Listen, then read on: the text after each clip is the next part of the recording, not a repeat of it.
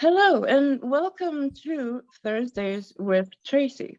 Now, some of you may have noticed I am not Tracy. My name is Anna Hart and I am sitting in for her this week. And I have a great show for you today. I am joined by four incredibly hardworking people. The first, Laura Fielding. She is the founder for Berets for Medicare For All. She's a board member, a volunteer, and activist for Whole Washington. She's a holistic healthcare practitioner, mother, a wife, and does incredible work in our local area. We are all pretty local to each other. Next, we have Andre Stackhouse, and I will be giving everybody chances to talk. I promise. Next, we have Andre Stackhouse, apologies, the director of Whole Washington.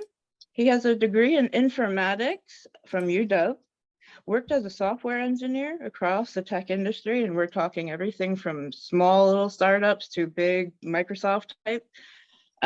He was elected to the state and to the national Democratic conventions as a delegate to Bernie Sanders. Yeah. He is also the co-chair of the Seattle DSA's Healthcare Working Group. And finally, our honored guest, Rebecca Parson, a candidate who is working to be a representative of Washington's 6th district. And now, her bio, I'm hoping that she will expound on things because I was trying to cut this down. She has an impressive bio. She's a business owner. She was a substitute teacher with AmeriCorps. She was a commissioner for Tacoma Area Commission on Disabilities. She's an organizer with the Tacoma Tenants Organizing Committee, also a board member of Whole Washington and Indivisible Tacoma, which is very important with disabilities.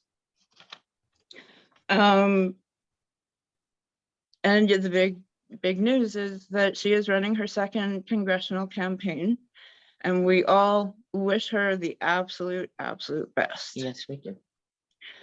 To my side, Thank you. we have Lorraine Hart. She is a full-time caregiver, live-in, where she works with complex chronically ill patients, and hello, I'm her patient. She is my mother. And we work with the statewide COPE system so that she is a fully professional paid for caregiver. And SEIU 775. Great at union. She's very good at what she does. Before the pandemic closed, we had a local free clinic. She volunteered there. She has been a caregiver to many terminally ill patients, which she always said was sort of her work up to how our life would turn out. And 25 years. Yeah. And she's an activist and advocate for tick-borne infections. She's a supporter for Medicare For All. And she said she would like to join this discussion because she really wants to know more to be able to advocate. I would like to learn more, please. So we thought we'd get this covered from all kinds of different angles. So welcome everybody. Thank you. Hi, thank you. Laura, I would really love to start with you and that beautiful beret that you're wearing. I don't have mine. Red Berets for All. Where did that idea come from? For Medicare For All. Thank you. The idea was kind of multi-pronged, but certainly the aerial views and having crafted some of the hats from the Women's March, from the inaugural Women's March. I sent some of my hats to Washington, D.C., which fortunately, Washington State being such a issues-based progressive state, many of the yarn or stores that were collecting up people's donated hats, you could actually write which issues were important to you, so that when people were wearing your hats and marching in them in DC, they would know what the crafter was kind of intending or hoping they were marching for. So the ones that I sent to DC, I actually put National Improved Medicare for All was really important to me. So that was kind of imbued in my first work. And I also knit some of those for and attended and marched in the Women's March Seattle. So certainly the aerial views of those hats left a really big impression. And then probably about 8 or 9 months later, I was listening to a recording on YouTube of Bernie Sanders, Roseanne DeMoro, and Dr. Jane Sanders speaking, addressing the National Nurses United. And so the idea of the largest nurses labor union in the country who fully support and organize for National Improved Medicare for All, that's sort of when the idea gelled that we could be knitting and crocheting a symbol of solidarity to represent healthcare justice on the path to National Improved Medicare for All. And being a veteran who served in countries where healthcare is guaranteed as a right, I thought maybe we need a beret, because we need a peace army, and how we can fund healthcare, because we certainly allocate all these funds to perpetual war. So we need to start funding things here. So, all right, that's the story of the berets. Thank you for having me on. I'll pass it back. So I'm actually going to toss that over to Andre, because it seems like Bernie Sanders is a cross-section for all of us, and what got us moving towards whole Washington. So can you tell us a bit about that, please? Well, sure. I mean, I think what was significant for me was that Bernie had a very important role in kind of changing me from somebody who was sort of a social media, online activist, which is, to say in quotes, into somebody who actually would show up to an organizing meeting, somebody who would pick up the phone or knock on a door. And so, I think that that's true for many people, or for many people who maybe hadn't done that for many, many years, but found inspiration and cause to do that for Bernie. So that's, I think, why you see that for so many people, and in some level, my own story, I think, is a really, really common one. Just the time frame, the age, the set of issues, all of those things. It's just sort of, he spoke and reached many people who had not been that involved, or at least not involved beyond voting, and showed them the power of organizing, showed them that winning is not impossible, even if it is really hard. And so, I think that after his first run, which was a bunch of firsts for me, right? I and many other people wanted to continue that project, not the project of making Bernie Sanders president, but the project of creating the vision that he set forward. And very core to that vision was healthcare. And I think there's a number of reasons for it, but I think it is one of the most clear ways of showing the way that our political system works, the way that our economic system works. And it so clearly shows people on one side and their health and their well-being, and then money and capital on the other side, showing that in our current system, that will have greater economic power, it will have greater political power, and so organizing around this issue, I thought, was around it just gave me the most moral clarity. It gave me the clearest path forward for reversing that. Is like, if I want to change this society and change the values that it runs off of, then we start with healthcare, because it starts by establishing that people's lives matters more, right? And so I went ahead and started looking for a way to not just advocate for this, but to win. You know, I really wanted to see a path forward laid ahead that I could imagine us walking down with winning at the end. And so in Washington, we had just legalized two things that, you know, had often been considered perhaps impossible, right? And so one of those was marriage equality, and the other was the legalization of cannabis. And we had done both of those through the ballot initiative process. The other thing was, and I mentioned this more recently, but Colorado in 2016 got universal health care on their ballot. And now, unfortunately, they didn't win, just like unfortunately Bernie Sanders didn't win. But again, it showed that path forward. You can get it on the ballot, and then it's just a matter of convincing people. And yes, it's a lot of people you have to convince, and you have to do it against incredible amounts of opposition and propaganda and misconceptions.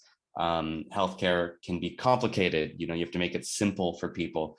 But the point is that I saw a path forward on this issue, and I saw a way that we could win. And so I started getting involved with Whole Washington. And Whole Washington really was founded by many other former Bernie-crats. And so in so many ways, I felt like I had kind of found my way home, you know, and I guess I'll just add to that. I really, really appreciated getting to organize around an issue rather than a candidate. I mean, I sometimes say that I kind of made two pacts with myself, which was that I would keep organizing, but I was going to work on an issue, not a candidate, and I was going to work local, not federal. Which, you know, I don't want to say that I don't work nationally because I do, but it was very important to me that I also included local and state organizing, because it's so easy for us to get sucked away into the politics of Washington, D.C. And I just wanted to remember that we are very powerful in our own communities. And so I got right to work, and you know, it's been a really crazy journey since. You know, once you take some of those first steps, it all can happen to you very quickly. And so before I knew it, I was hosting events and leading marches and campaign director of the whole thing.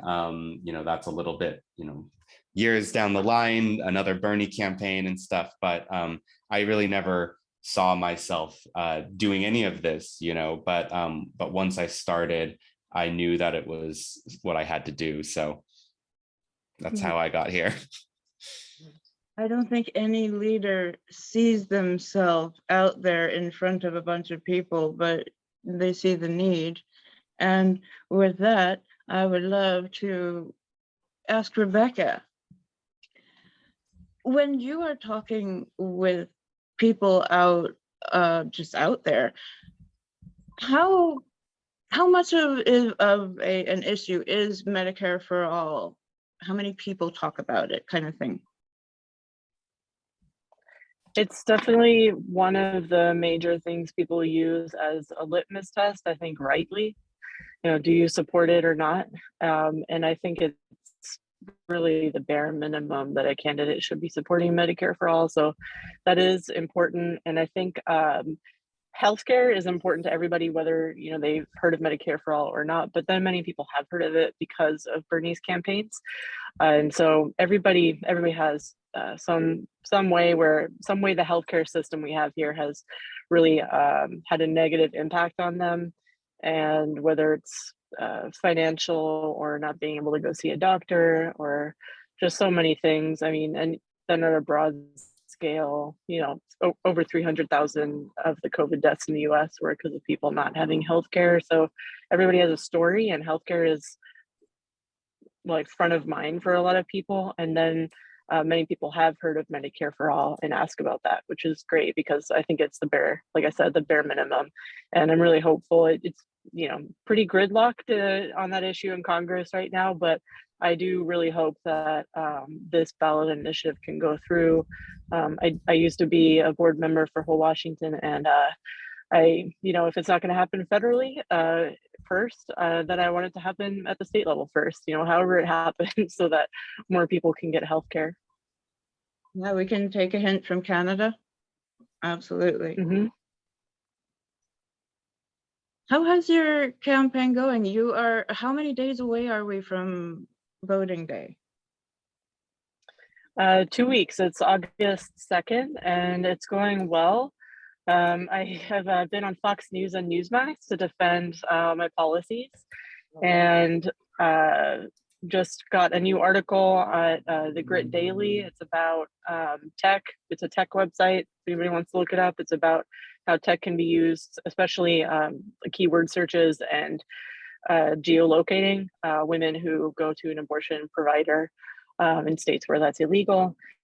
You can look that up, and then it's going well. It's nice compared to the last campaign, more stuff in person. So going to prides and 4th of July parades and lots of good stuff. So yeah, thank you for asking. Wonderful. I'm glad to hear it. So I'd like to give everybody a little bit of my personal story, our personal story. I was bitten by at least 2 ticks when I was 17 years old. I was traveling. I had just finished high school and a year of college together, and traveling around the middle of the US in Indiana and Illinois. And I was canoeing down the Wabash River, invited by Indigenous elders. And this was a sacred, beautiful trip that opened up my eyes to activism. Mainly, first of all, it was one of my first protests out by myself. And we just tried to tell people that the river we were canoeing down, the Wabash River, was at the time the 9th most polluted river in the US. And our waters, our air, our earth, we know that our earth is sick. And that makes up for a lot of sick people. And I met a lot of people on my way to getting a diagnosis who were just like me. They had a whole bunch of different systems impacted, symptoms ranging from head to toe, and just incredible pain, fatigue. And it took me over 60 doctors, 60, up and down Puget Sound, from Vancouver, Washington, to actually Vancouver, BC. Oh, please. It took going over the border for me to finally even get a diagnosis, because at the time, this was 2001, tick-borne infections were not very well known. They're still not very well known in our state. But it really opened my eyes, because before I even got to a doctor who could treat me, we had spent over $100,000 out of pocket just looking for that miracle something that might help. And I went from Western medicine to Eastern medicine to integrative, and looking all over for these answers. And so I know, and I represent a community who we talk about single payer a lot, and how much that could lift a burden off of so many of us. Because now, in order to see a doctor that specializes in tick-borne infections, we have to pay out of pocket. They do not accept insurance, because insurance ties their hands too many ways. They can't treat the way they would like to. They can't test the way they would like to. And to get just what we need, that's costing thousands of dollars. So like, what patient has that? Like, I was very lucky that I had my family to fall back on. I ended up moving back in with my parents at 23 years old, and been here ever since. Now, thankfully, Washington State has the COPES program, which is how Lorraine ended up becoming my caregiver. She's gone to a good 80% of the doctors and the different specialists that we have tried to speak to, make sense to. And it's a harrowing experience, especially when you're ill. And You get no help, and then you come home and you get this whopping bill. You get no help, but a big bill. a very big bill. So, yeah, we have a lot of people in Western Washington alone. I have a group that is now over 800 people. And a lot of people say, wow, I've never heard about Lyme disease or any other tick-borne infection before you brought it up. And so I became an activist just because I needed to. I love my community. And I wanted them to know that certain parts of the year, ticks are very small, you don't see them, and you just have to be careful, you have to look out. And that pushed us into an advocacy spotlight because, yeah, when Well, there are so many Lyme patients who lose their families because Yeah. of the political divide. There are families who, rather than deal with it, they say you're on your own. You know, young men and women end up couch surfing because they cannot work. They exhausted all the time. They could not work at all. And I'm a mother. You want to mother them all. You just want to help, you know, and getting insurance that would cover people for basic needs. Just, you know, and from what little I've learned, I think you're really on a great path, and I'm excited to hear more. Okay, so this leads us to the marches that are happening. I actually don't know who is better to speak to the marches, Laura or Andre? Andre? I'll go ahead and take it. I mean, yeah, so I was the lead organizer of the Seattle March for Medicare for All last year, and then we're doing another one this year. We've known that we wanted to do another one, I think ever since we did the first one. And I remember looking up, you know, last year we did it on July 24th, and I remember looking up Medicare's birthday because I knew it was close by, and saying, you know, next year, when will Medicare's birthday be? And I saw July 30th, Saturday, sounds perfect.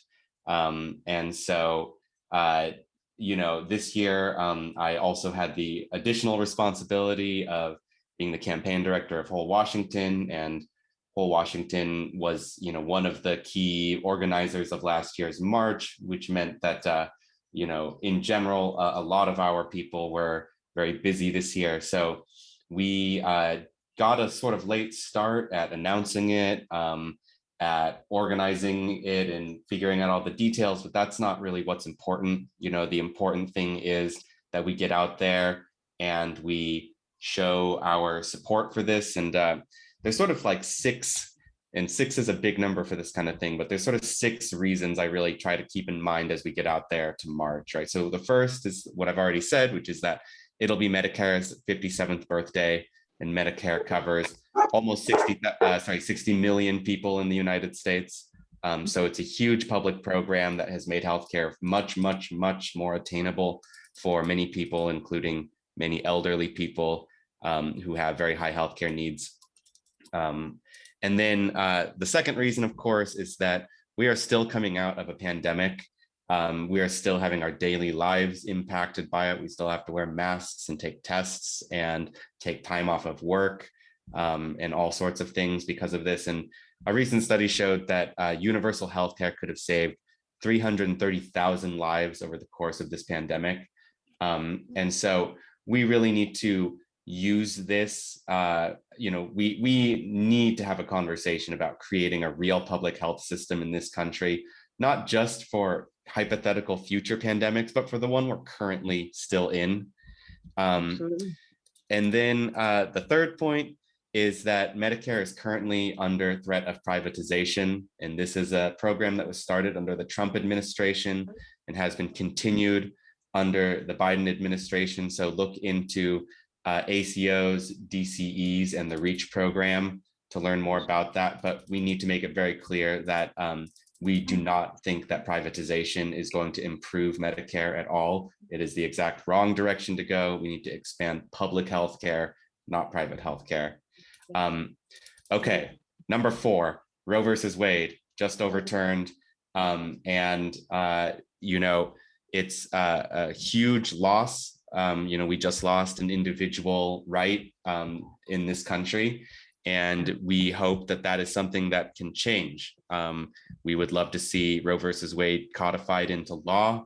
But when we think about what it means to expand our rights rather than have them, you know, whittled down and eventually lost, you know, Medicare for All and universal single-payer healthcare is a way of removing all financial barriers from receiving reproductive care, including abortion. And that is a big barrier for a lot of people. And it's not just that, you know, this is a barrier that we can remove, but it's a means of raising people's expectations. It's not just that I have a right to this, but it's a right to this means that it's not dependent on my ability to pay. And so we need to remember that universal health care is a way of expanding our individual rights, including in reproductive health care. Number 5 is that the midterm elections are weeks away, as Rebecca is probably best and most aware of. But we need this to be a major midterm electoral issue. We cannot let the Democratic Party or anyone running for office get away with not talking about this issue, kind of keeping us at arm's length. We need them to understand that this is a top issue for most Americans, and for good reason. And it's an area where we need to have expectations of the people that we're electing into office. And then number 6, this one, you know, especially relevant in Seattle, but Washington has the opportunity right now to get this on the ballot. And so, you know, as if we didn't have enough reasons to get out there in March every day, I just think that healthcare is something that we really need to come together as a movement and take this day to reflect on where we are in this movement and, you know, how far we've come, but how far we have left to go, and the importance of really showing our support and bringing this to the people, making sure our elected officials hear us. And so that's why I'm really excited that we're doing it again this year. And I'm really excited to hear that there are marches being planned in other parts of the country as well. And so I can just briefly allude to, you know, the national group that I helped co-found and that I'm trying to get to build a lot more coalition between local and state initiatives. So the group is called Medicare For All Everywhere. It's co-organizing the Seattle March with us, and we're currently in talks with the folks organizing marches in Portland and San Francisco. So you might see their marches on our website very soon as well. Oh, that's incredible. Wonderful news. We'll have to pull that back for a little bit later. I almost started to go into organizing, but I do also hear a documentary is coming out very soon called Healing Us. And I have a couple of clips from YouTube that I was hoping that I could just share, and then we could all talk afterwards. So please bear with me as I start to share the screen. Go in.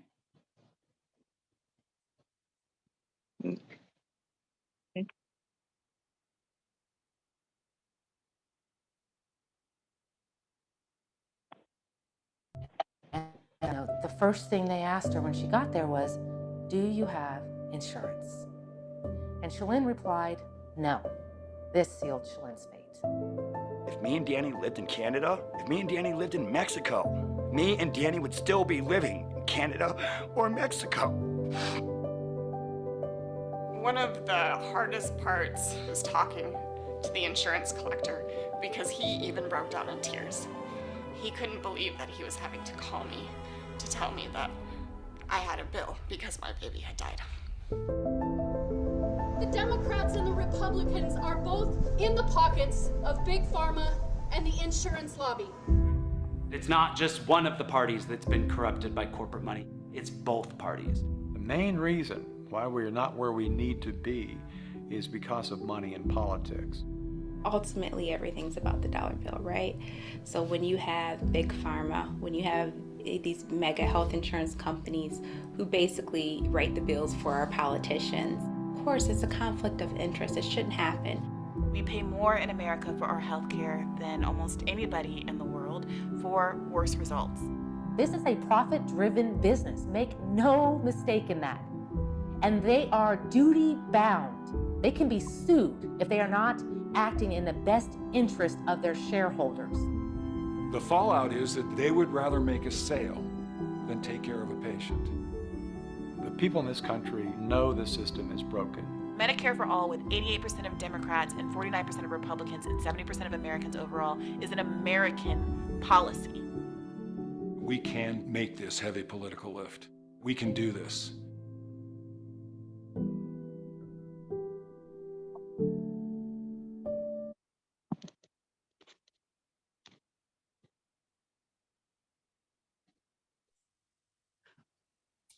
What an incredible documentary. I really wish that I didn't have all the immune problems that I have so I could come.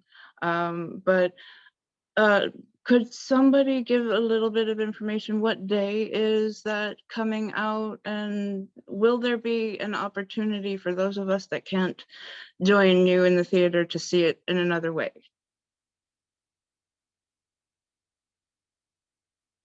Does anybody know? Yeah, sorry, I was working on unmuting.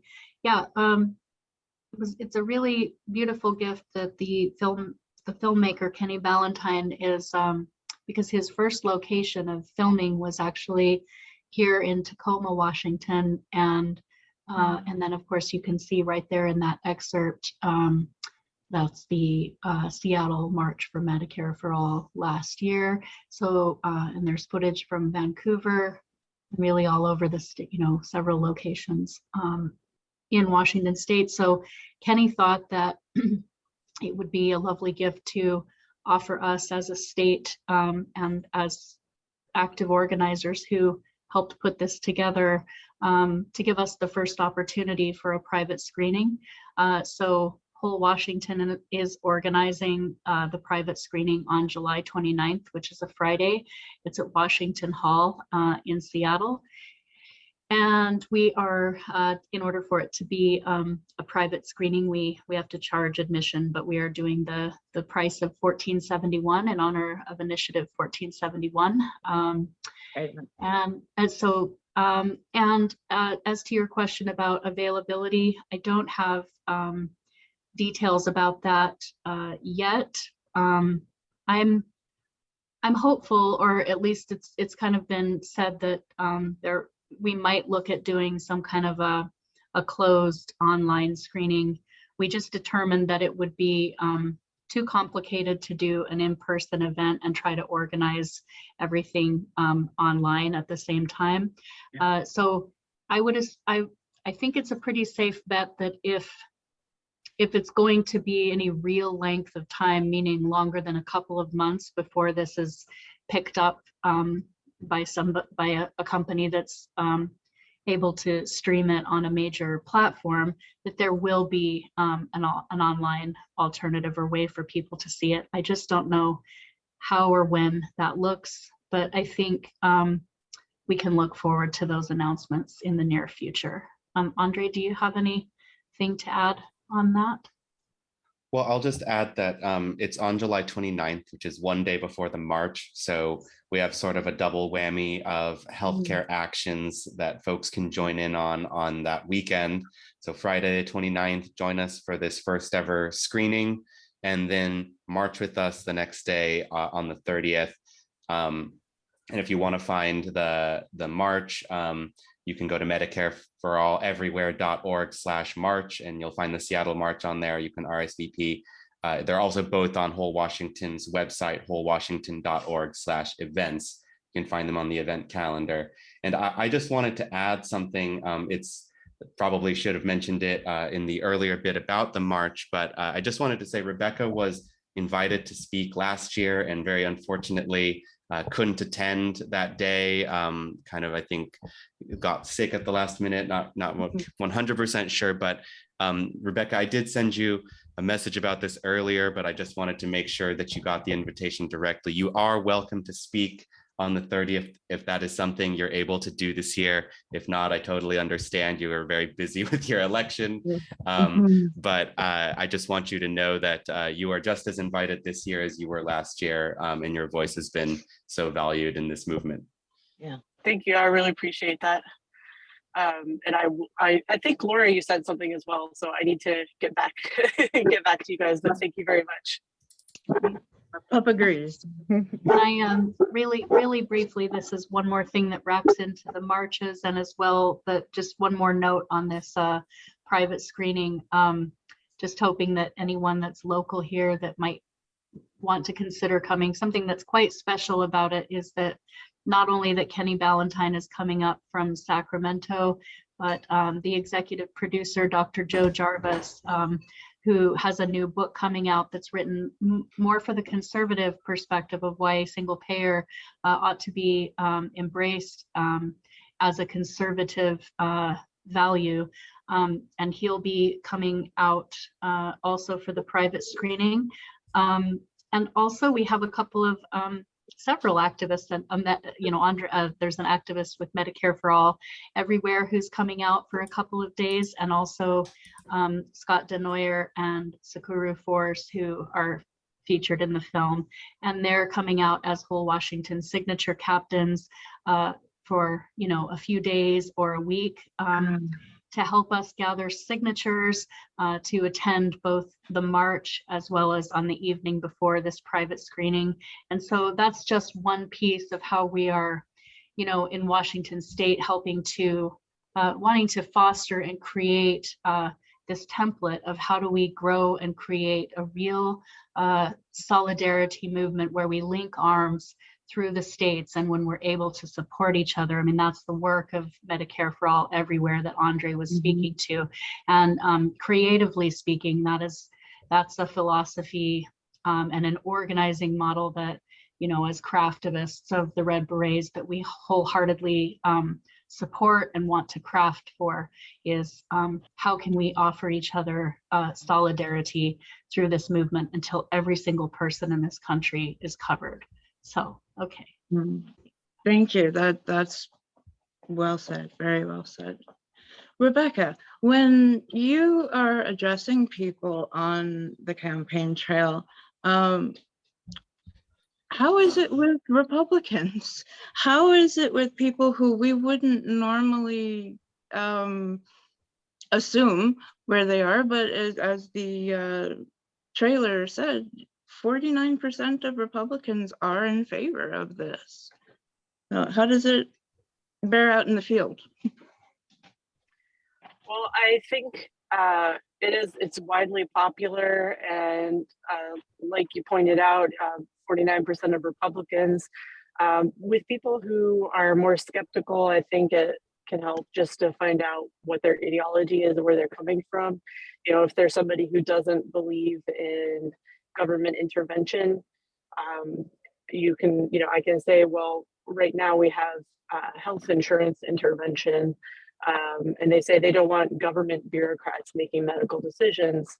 I was like, well, do you want health insurance bureaucrats making those decisions? I mean, you're going to have bureaucrats deciding with the system we have, or with Medicare For All, right? You can put it that way. And to think about the freedom that it would give you if you did not have to worry about bankruptcy, if you could just go to the doctor, if you didn't have to stick with a job you hate, or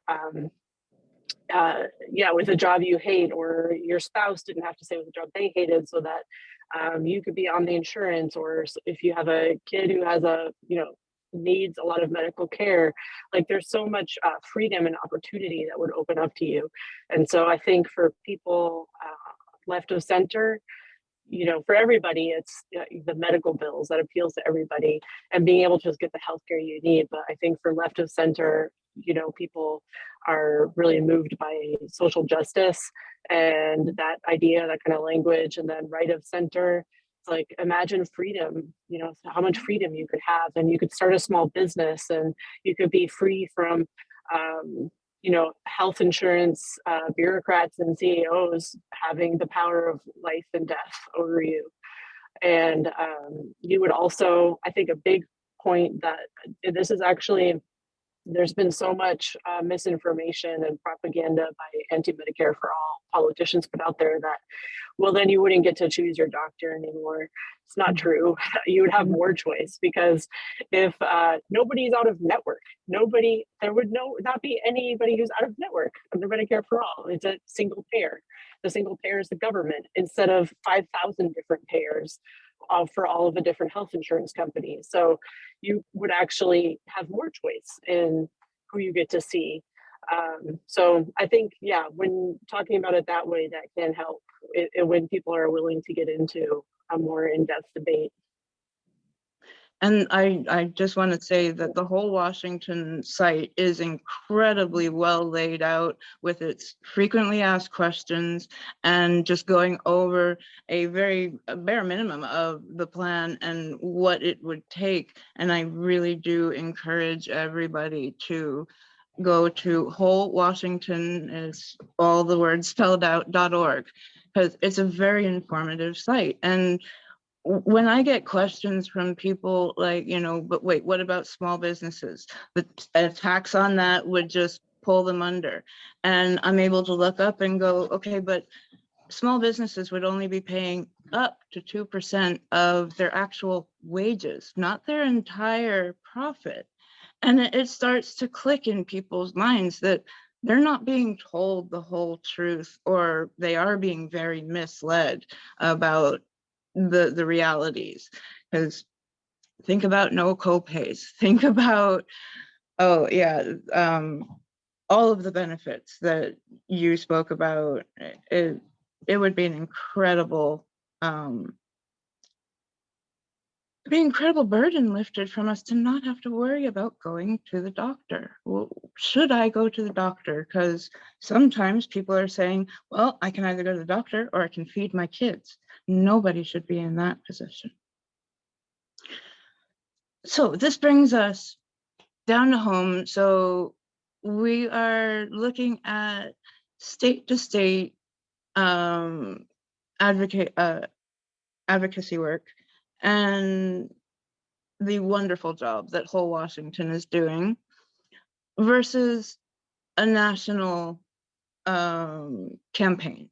And we have, all of us, tried to really push the message out there, but it's quite obvious we do not have the politicians in place yet nationally. And for those who are in red states, where they know their politicians aren't even going to want to hear about this, is there anything anybody can suggest beyond what Rebecca has said for people power, that it all comes down to organizing? Oh.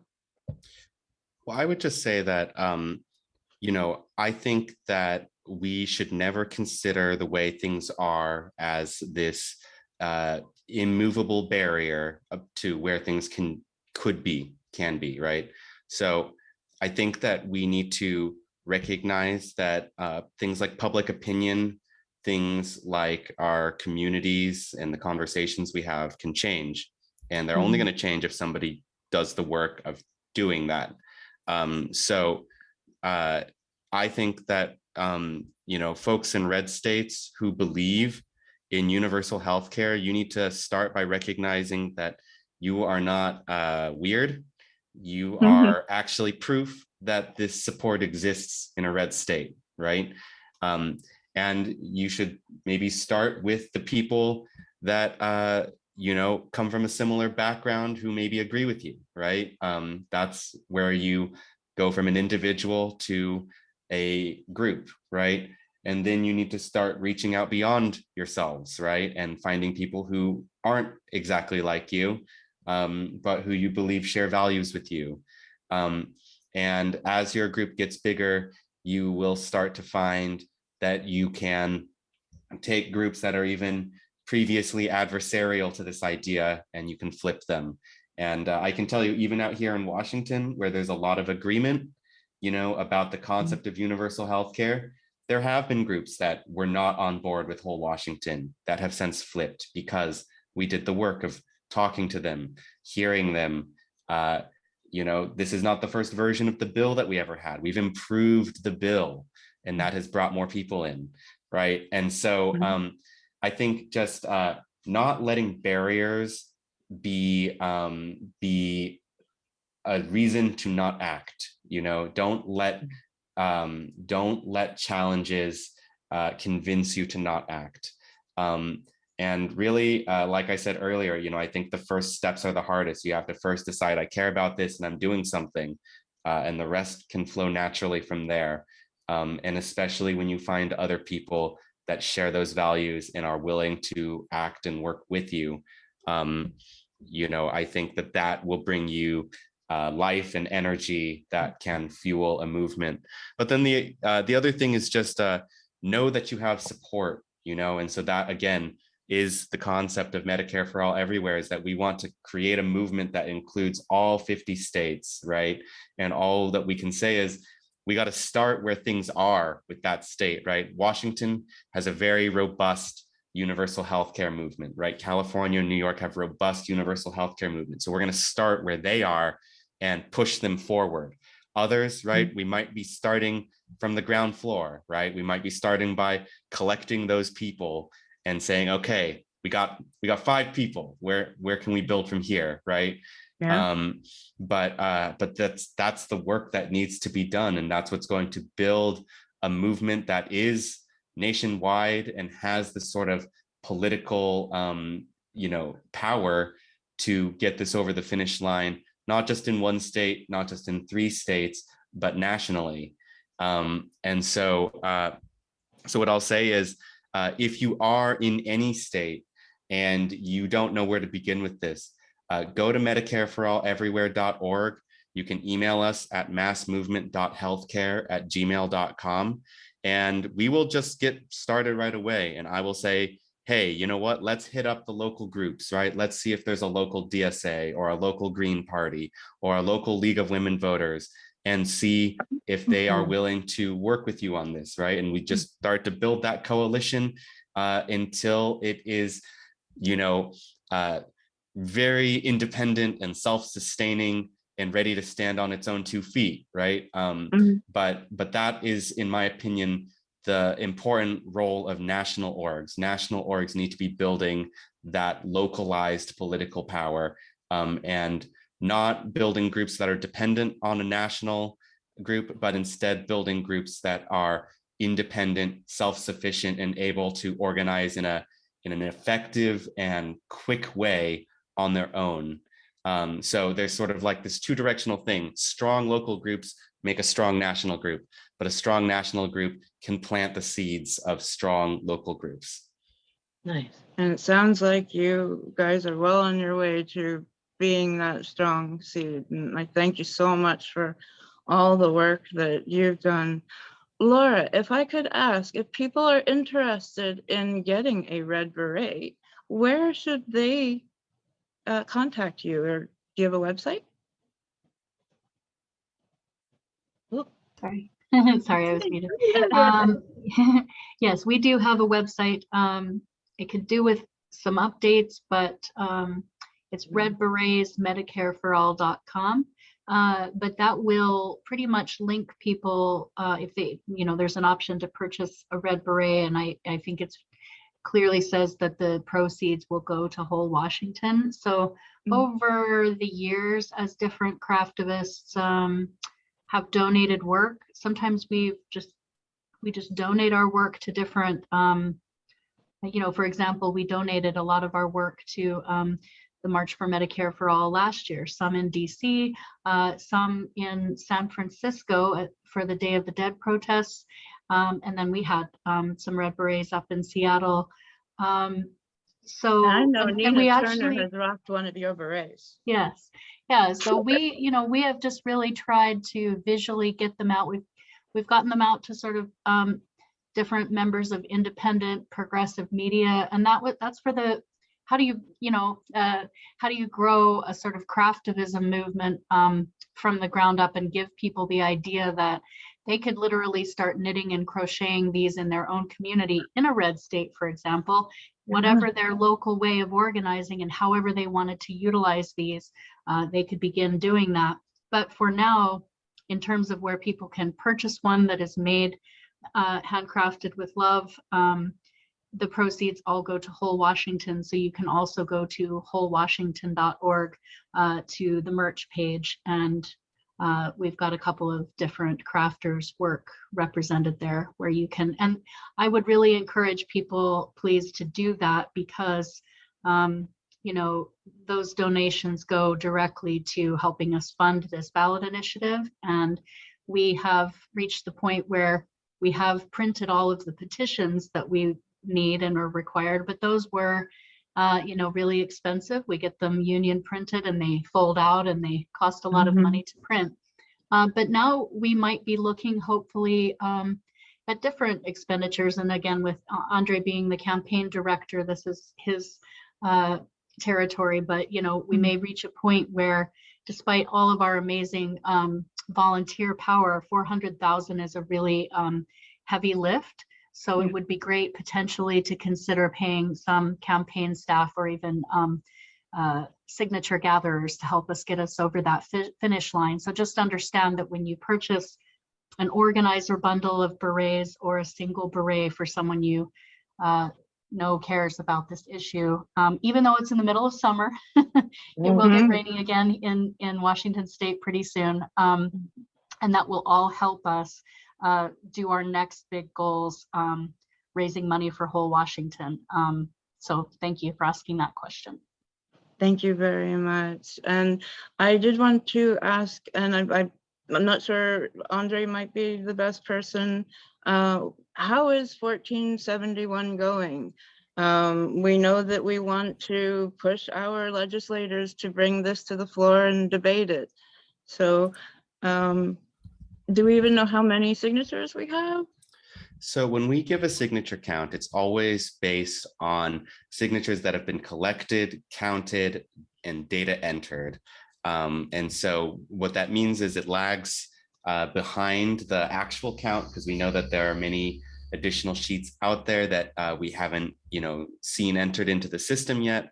But as of today, it looks like we have 32,000, actually almost 33,000. And that means that we're getting close to 10% of the way there. And that does mean that there's a long way to go. But the thing is, if you talk to successful ballot initiative campaigns, and you can see this in some of the ones that were just run this year, the successful ones are ones that grow over the course of their campaign. And if you're collecting more signatures each week than you were the last week, what that means is a huge number of your signatures come in the final weeks of your campaign. And I can tell you that this last week, we collected by far the most signatures that we've ever collected in a week. We collected over 6,500. We had not previously hit 5,000 in a week. So a full 1,500 higher than our previous, kind of record week. So we see incredible growth there. Our website traffic is up. You see on our data, right, on signatures, on website traffic, they're all giving us that nice hockey graph. And I'm really, really excited to announce also that we just got an incredible endorsement. That is the Washington Poor People's Campaign unanimously voted to not only endorse us, but also make us a mobilizing partner. They're already asking us for information to include in their newsletter, and they're going to be out there gathering signatures with us. So we're always looking to bring in new groups into our coalition, but Washington Poor People's Campaign is, perhaps the partner of our dreams, because they have such strong ground game, and they represent some of the most impacted communities by our current horrible healthcare system. And so we really think that this is a game-changing partner for us, and one that is not only going to be a great partner in themselves, but is going to encourage many other partners to join in because they're so well respected. And so I'm really looking forward to working with them. And all I can say is that the campaign is going great. It brings me so much life and energy to get to work with people who are completely united on this issue and talk to voters who are so excited to hear that this is even a possibility. You almost can't believe some of the stories that come out of this. Just people buying you ice cream, inviting you into their store, saying, hey, I want to introduce you to my mom because she cares about this issue. Little kids who come up to us and say that they heard about universal healthcare on a podcast and they think it's an incredibly important issue and that they're very excited to meet you. Wow. I mean, you would not believe the amount of support there is for this and how deeply it's felt in people's hearts. And I think that's what keeps me out there more than anything else, is as long as this is something people are crying out for, somebody needs to say that they hear it and that we are doing everything that we can. Thank you to all three of you for all you do, really. And Rebecca, I wanted to just ask, do you have anything that you would like to add to this conversation anywhere? I don't think so. I mean, just so glad to be here and that these marches are happening again this summer. And I'm looking forward to seeing the whole movie. I haven't seen it. And yeah, make sure, if you're watching another state outside of Washington State, just look up, maybe you have an election coming up, find out which of your candidates support universal health care, which one of you can go to the fec.gov or you can Google open secrets and you can find out, who's taking money from health insurance companies. That'll help you determine who to vote for. And if you want to find out more about me, you can go to RebeccaParson.com. Thank you very much. Oh, everybody, thank you so much for your time today. I feel very, very enriched and very determined to go and do more signature gathering. And I wish you all the absolute best with the campaigns, with your knitting, with your campaign, and just thank you so much for all of your work. We really do appreciate it. There's a lot of people cheering for you that just can't say it. Well, thank you so much for having us. This was a really amazing conversation. Thank you. I appreciate it, Anna and Leanne. Thank you. Thank you so much, Anna. Thanks, everyone. All right. This has been a wonderful conversation, and this will come up on Thursday on a show called Thursdays with Tracy. And she is just getting ready for her own statewide Medicare For All march. And that's why I am just helping this week, and just want to encourage everybody to please hit the like button, hit subscribe if you haven't, all that good stuff. And please visit all of their sites that we've mentioned. I will have the links in the description below. Thank you very much for all of your time today. I appreciate it. Cheers. Thank you. Enjoy the sunshine. Have a good afternoon. Bye. Bye.